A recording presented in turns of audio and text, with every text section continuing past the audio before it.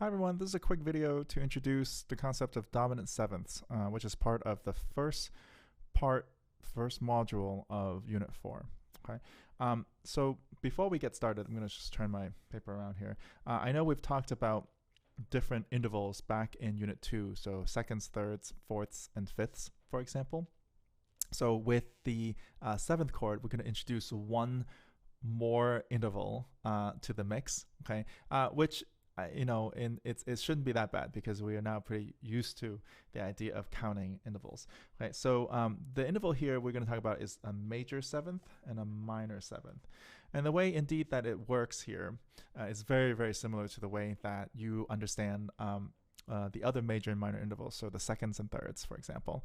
So a major seventh has 11 half steps. Right? Of course, then a minor seven has one fewer than that, which is 10 half steps. Okay, so keep that in mind as we keep going with this introduction.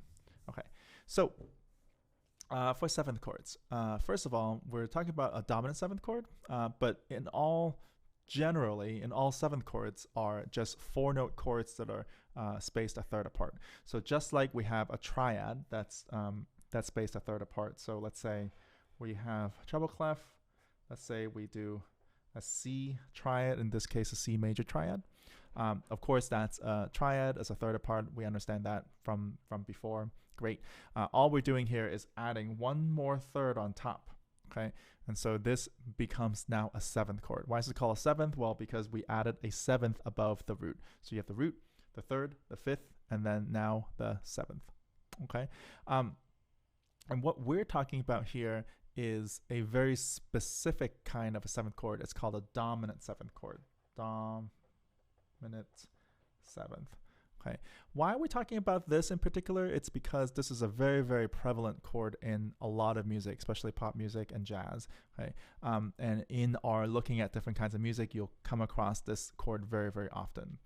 In fact, it's very, very powerful in how we establish the key, the tonality of what key a song sounds in, and what it feels like. You know, this song is in D major, or this song is in G major. What really determines that is the use of a dominant seventh chord. We'll talk about that in Theory 1 if you continue on, or if you want to move on with studying music on your own, you'll also find that to be the case. Last thing to go over here is how do you construct a dominant seventh chord, which is basically what I'm asking you, the end goal here for this module. Okay, very simple. The dominant seventh chord begins with a major triad, so you already know how to do that. In this case, this is a C major triad. In order to make this a C7 chord, and indeed this is the jazz lead sheet symbol or the chord symbol that denotes dominant seventh. Okay, and we'll talk about that in the next module. But C7 chord or C dominant seventh chord. In order to make this a dominant seventh chord, you need to add one more interval, and indeed it's a seventh. But we need a minor seventh above the root. Okay, so if you take a look at these two notes right now between C and B, right? If you count out all the half steps one after another, you'll see that there are 11 half steps between these two notes.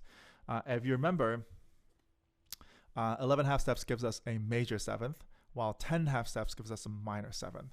So what we need to do here, as we've done with other intervals that we need to shrink, we're going to add a flat. Okay, so from C, E, G, by adding a B flat, now you have the notes of a C dominant seventh chord.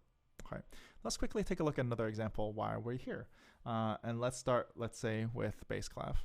Okay, and let's say I want to write an A dominant seventh chord. So we start, of course, with the A triad. And again, just putting these notes down, right? A major triad, A, C sharp, E is going to be more than halfway to the correct answer. Okay, so please take a look and use that to your advantage.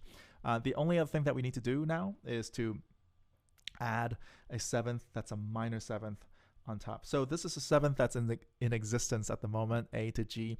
And if you count the half steps, you'll see that they're already 10 half steps apart from A up to G. Remember, we're counting from the lower note to the higher note, not from G to A, but from A to the next G, right?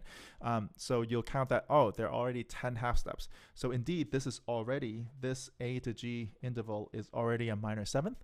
Okay, So what we have, everyone, is an example of an A dominant 7th chord. So please make sure you're reviewing the readings that I posted on Blackboard. By the way, some of the readings, I'm only asking you to focus on certain parts of it because just talking about a subset of the vast, amount of information that's there about chords. Okay, so please take a look at those subsets and just carefully review the instructions I have on Blackboard. And again, most importantly, to try your hand at this by heading to the interactive exercises and then also the quizzes. Remember, you can reattempt the quizzes as many times as you like until the deadline of May 22nd, 2020. Okay, so if you have any questions, again, use the Q&A blog, send me an email, and I will see you at the next webinar.